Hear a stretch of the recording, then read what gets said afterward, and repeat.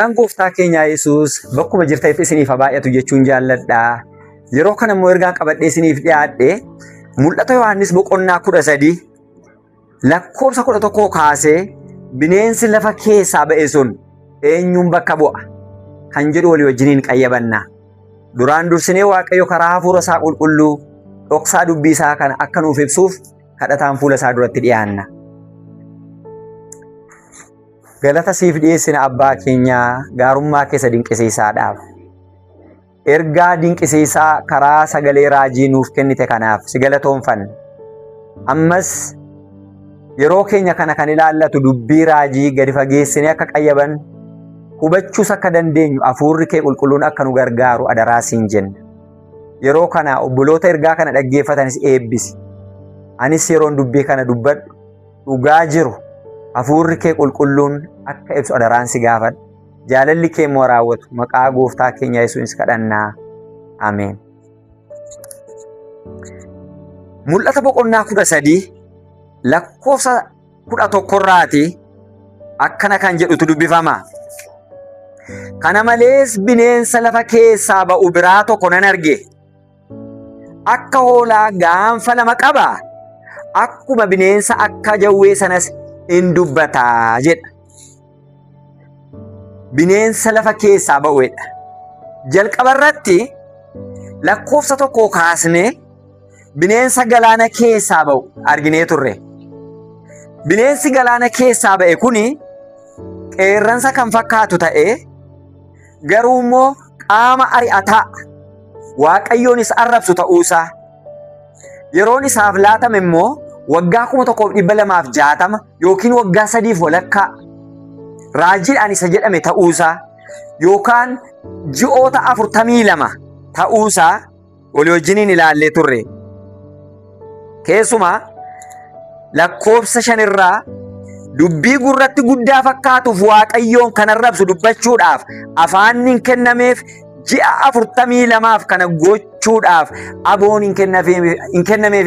Ji'a 42 soddomaan yoo baay'ifne soddomni ji'i tokko guyyaa 30 qaba waan ta'eef 1260 kenna.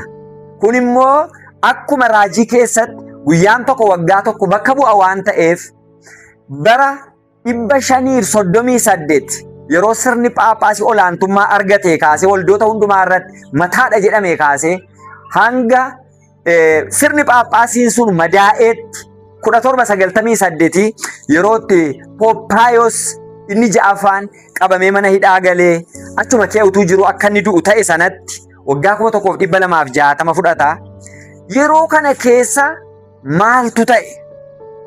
Sabni Waaqayyoo warri ari'atamaa turan, warri acuucamaa turan sun mul'ata boqonnaa 12 keessatti dubartiitti kan fakkeeffamte waldaan Waaqayyoo 12 irraati.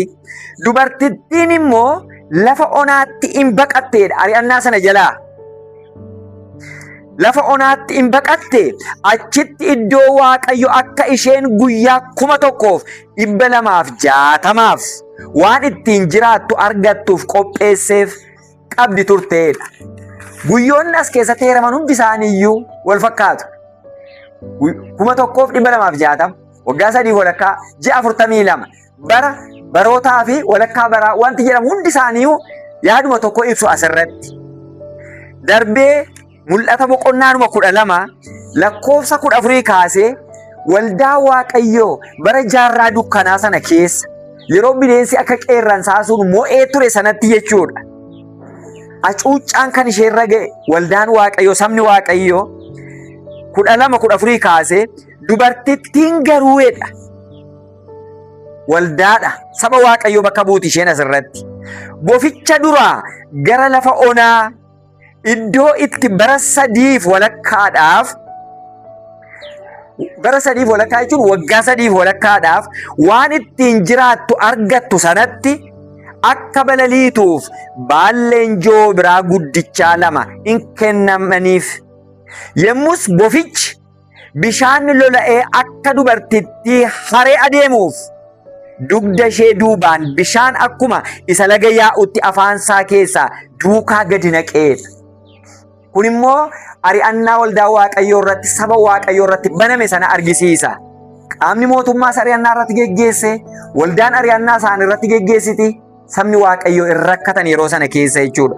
Waldaa jechuun sirna Phaaphaasii sanatu jechuudha.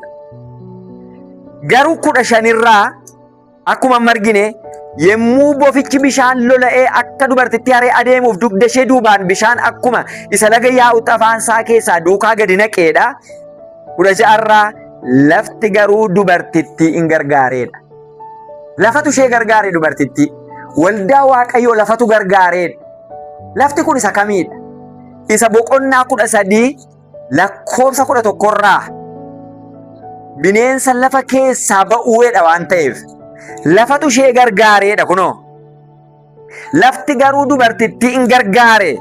Afaan banee laga isa bineensichi akka jawwee sun afaan isaa keessaa yaase gadi dhuge. Lafatu ishee gargaareedha. Dubartittii saba Waaqayyoo lafatu gargaareedha. Maal jechuudha kuni? Bara jaarraa dukkanaa sana keessa bineensa qeerransaa yookiin immoo sirni Phaaphaasii akkuma mul'ata boqonnaa 13 lakkoofsa 6 irraa arginu. Bineensi kun ari'ataa, dhiphisaa akka ture sagaleen Waaqayyoo nutti dubbata. Yemmus bineensichi Waaqayyoo irratti arrabsoo dubbachuudhaaf maqaa Waaqayyoo iddoo buufata isaa warra Waaqa keessaa isa bira buufatanis arrabsuudhaaf afaan isaa hin baneedha. 7 irraa warra Waaqayyoof qulqullaa'an lolee isaan mo'uunis hin kennameefidha. Dubartittiitti ishee fakkeeffamte waldaa Waaqayyoo jechuudha. Warra Waaqayyoof qulqullaa'an hambaa saba Waaqayyoo warra barnoota sobaa barnoota dogongoraa sirni Phaaphaasiin sun barsiisu morman sana lafatu isaan gargaareedha. Yeroo sanatti maal jalaa baqataa turan sabni Waaqayyoo? Hin baqataniitu keessumaa biyya Awurooppaa sana Hoolaand warri turan akkasumas Ingiliz akkasumas biyya Faransaay akkasumas biyya Xaaliyaanii naannoo Jarman biyya Awurooppaa sana keessa warri jiran warri amantii dhugaa fudhatan barnoota dogongoraa bineensa qeerransaa barsiisu sana didanii kan morman sun qaama lamarraa ari'annaan isaan qaqqabe. Tokkoffaa sirna Phaaphaasii irraa. Sirni Phaaphaasii amantii ofii isaatii bu'uuresse malee isaan ala namni kamiyyuu amantii garbiraa akka keessumsiisuuf hin eeyyamu ture. Kanarraan kan ka'e miliyoonaan kan lakkaa'aman uummatatu dhumaa ture. Hidhamaa, beelaan haala adda addaatiin bineensaan nyaachifamaa turan. Kanaaf qaama amantii geggeessu sirna amantii sanarraatu ari'annaan isaanitti ka'ee ture. Tokko isa baqatu turani. Lammaffaan immoo mootota isaaniiti. Warri isaanirratti mo'an suni hidda dhalootaa fa'iitiin mo'u turani. Akkasumas immoo irreedhaan warra dhufan turani warra kaan mo'atanii jechuudha. Haala akkasiitiin warri dhufan kuni uummata isaanii sana humnaan bulchaa turani. Amantii waldattiin sun jettu sana akka uummanni isaanii keessumsiisaniif dirqisiisu turani. Kanaafiyyuu bulchitoota abbaa irree fi jechuun qaama mootummaa jechuudha.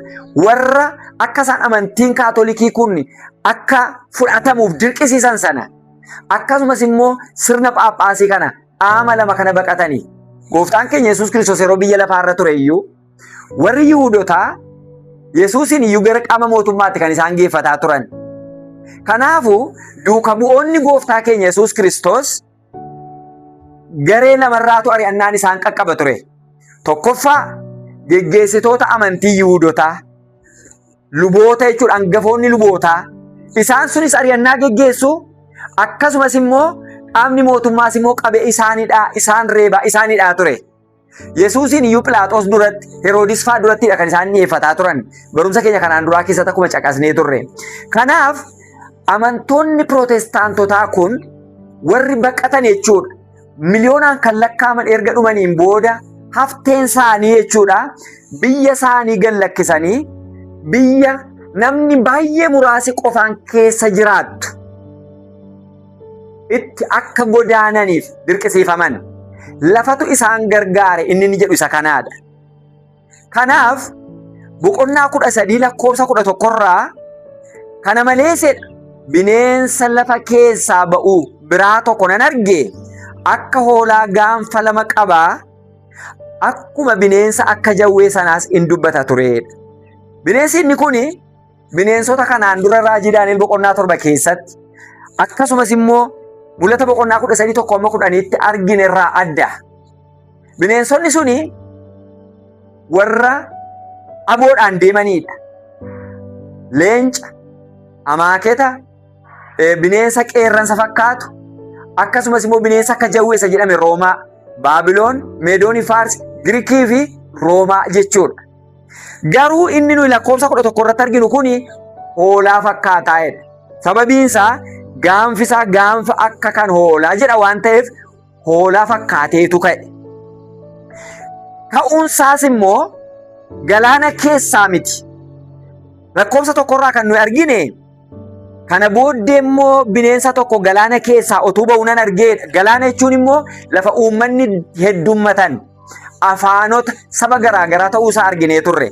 Inni kun garuu bineensi inni kun lafa keessaa ba'ee jedha. Lafa keessaa jechuun lafa namoonni ittiin heddummanne jechuudha. Muraasa qofta lafa namoonni jiraatanii jechuudha.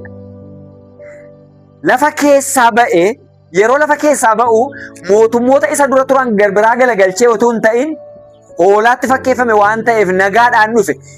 Warri kaan garuu yeroo galaanota irratti qilleensi walitti bu'an ka'an jechuun jeequmsaan lolaan waraanaan dhufan jechuudha. Isa caalutu isa kaan mo'atee aboo fudhataa dhufe.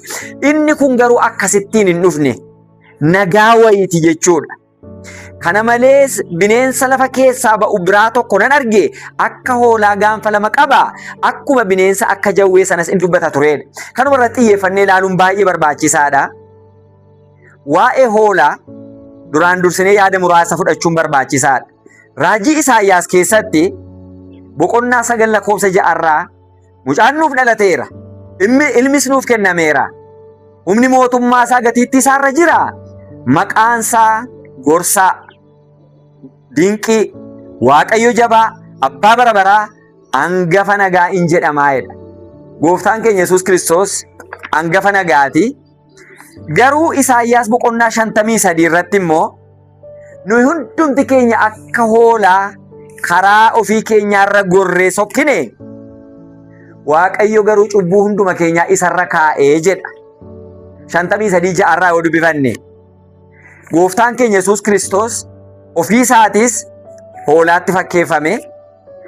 Wangeela Yohaannis boqonnaa 1 lakkoofsa 29 irraa borumtaa Yohaannis otuu Yesuus gara isaa dhufuu argee, ilaa hoolicha Waaqayyoo isa cubbuu biyya lafaarraa fuudhu, ilaa hoolicha Waaqayyoo. Gooftaan keenya Yesuus Kiristoos hoolaatti fakkeeffame. Hoolaani nagaa kanii komee hin qabne ta'uusaa, garraamii ta'uusaati argina. Wangeela Maatewos boqonnaa 25 keessatti iyyuu warra fayyan Gooftaan keenya Yesuus Kiristoos hoolotatti fakkeesse. Lakkoofsa 33 irraa 25:33 warra hoolotaatti fakkeeffaman gara mirga isaa, warra re'ootatti fakkeeffamanis gara bita isaa hin dhaabaa'edha. Kanaaf warri fayyan iyyuu hoolaatti fakkeeffaman. Haa ta'u malee mul'ata Yohaannis boqonnaa 13 lakkoofsa 11 kanarratti bineensa akka hoolaatu ba'ee kan jedhu kuni ka'umsa amantii Pirootestaantii kan argisiisudha.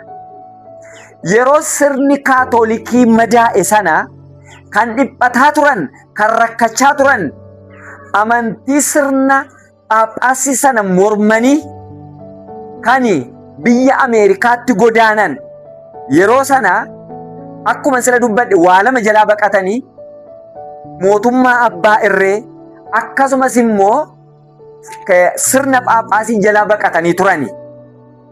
Bilisummaa sammuutiif namni ofii isaatiin wanta filate akka waaqeffatuuf kana barbaachatu biyya isaanii gadhiisanii biyya biraa lafa namoonni muraasi qofti turanitti dhaqanii godaananiitu Ameerikaa bu'uureessanii jechuudha. Kanaaf biyya Ameerikaa amantii Pirootestaantiitiin kan isheen beekamtuuf kanaaf ture. Yeroo sana warri biyya sanatti baqatan sun amantii Pirootestaantii kana yookiin immoo mootummaa biyya sanaa waa lama irratti hundeessanii. Tokkoffaa amantii sirni Phaaphaasii keessa hin jirre. Kun jechuun namni kamiyyuu waan sammuunsaa isa amansiisee kan itti waaqeffachuu danda'u, kan itti filatee hordofuu jechuudha. Sirni Phaaphaasii kan keessa jiru garuu kan koo duwwaa hordofi kan jedhu ture yeroo sana. Kanaafuu amantii sirni Phaaphaasii keessa hin jirre tokko, kun immoo Pirootestaantiizim yookiin immoo sirna Pirootestaantii jedhamee waamama. Lammaffaa immoo kan isaan hundeessanii mootummaa yookiin immoo bulchiinsa nugus yookiin immoo kan humnaan dhufu yookiin immoo hidda dhalootaatiin dhufu keessa hin jirre. Uummatumti ofiisaatii of keessaa kan isaaf ta'u kan inni itti filatee kaa'atu Repablikaanizim jedhama. Kun immoo gama siyaasaatiin yookiin immoo gama bulchiinsa hawaasaatiin Repablikaanizim, gama amantiitiin immoo Pirootestaantiizim. Waa lamaan kanarratti amantii sirna Pirootestaantiitii fi bulchiinsa sirna Repablikaanizimii irrattitu biyya Ameerikaa sana hundeessan. Gaanfi lamaan sun waa kana lamaan bakka bu'a. Haa ta'u malee obboloota kan jaallatamtan dhuguma lafatu kennameef jalqaba. Dubartittiin gara lafaattitu baqatteedha. Waldaan Waaqayyoo baqachuu isaaniiti. Sabni Waaqayyoo baqachuu isaaniiti. Kun immoo seenaan nuuf raggaasisa. Amantoonni Pirootestaantii biyya Awurooppaa keessaa gara biyya Ameerikaatti godaanuusaa.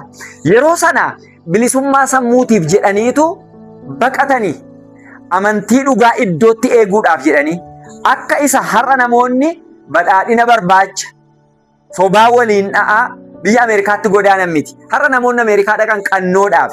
Yeroo sana garuu mirga waaqeffannaan isaanii iddootti isaaniif kabajamu waan ta'eefitu biyya sanatti godaanu turan namoonni. Biyyattiin sun akkaataa isheen itti kaatee hundeeffamte haala nagaatiin akka hoolaatti ture obboloota kan jaallatamtan. Kanaaf iyyuu sirna Phaaphaasiitti aanee kan asirratti argamu lakkoobsa 11 kan jiru kuni akkaataa ka'umsa sirna amantii Pirootestaantiiti. Jalqabni isaa akka hoolaati. Dhugaadha. Waaqayyotu isaan kaase. Amantii sanas Waaqayyo mirkaneesseera. Fudhatamas laateeraaf. Garuu itti aanee akkuma lakkoobsa 11 irraa amma dubbifne jalqaba akka hoolaa yoo ta'e iyyuu akkuma bineensa akka jawwee sanaas hin dubbataa'edha. Kun immoo raajii gara fuulduraatti ta'uuf jirudha. Akkamittiin bineensi hoolaatti fakkeeffame kun deebi'ee immoo akka jawwee dubbata. Qayyabannoo keenya itti aanutti walii wajjiniin itti dhufna. Haa ta'u malee obboloota kan jaallatamtan kun raajii murteessaa har'a qayyabatamuu qabu. Anaaf isiniinis ilaallatudha. Waldaan Waaqayyoo baroota hundumaa keessa haala rakkisaa keessa turteetti. Garuu Waaqayyo kunuunsa godheeraaf. Har'as immoo dhugaan kun kan nu ilaallatu waan ta'eef gadi fageenyaan qayyabannee wal gaafannee hubannee dhugaa qabatamaa kana akka hordofnuuf Gooftaan nu haa gargaaru. Gaaffiif yaada yoo qabaattan immoo nuuf kaa'a. Galatoomaa.